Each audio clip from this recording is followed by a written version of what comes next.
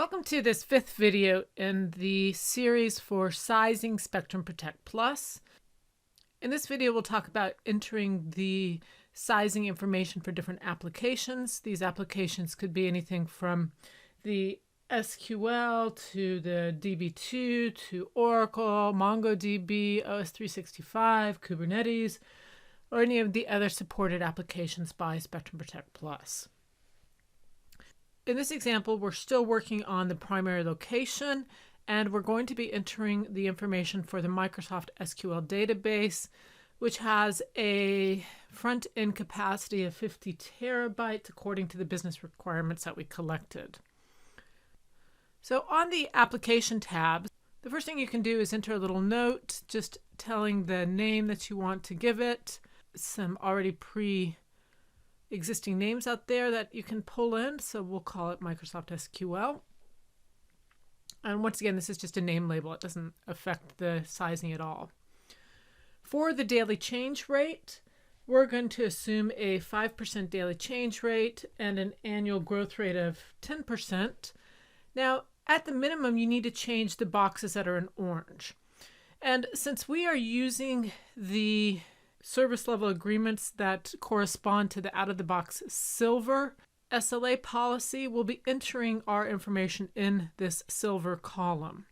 And that has to do with the backup frequency of daily, a retention of 30 days.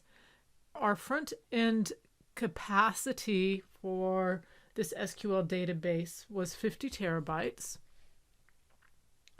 We do want to protect the backup logs, and this is actually one of the main differences between what you'll be entering in the application tabs versus if you entered a hypervisor tab. For replication policy, we do want to replicate that data, and we want to replicate on a daily basis, and we want to keep that replication on the secondary site for 30 days. We also have the option of copying to standard object storage, and we are going to do that, but we're going to do it from the replicated site. And in this case, we'll keep that copy out there for 180 days. Okay, so once you have populated the specific service level agreement, you can then scroll down and you'll see the intermediate results that are generated, and this would be the data specific to the SQL sizing. And since we're doing a 3-year projection, this would kind of show you your amount of data that's projected to be ingested into the Spectrum Protect Plus server, and after dedupe and compression and everything is done, the amount that would actually be stored. Okay, if you did have additional databases or applications, you could enter those into the various application fields.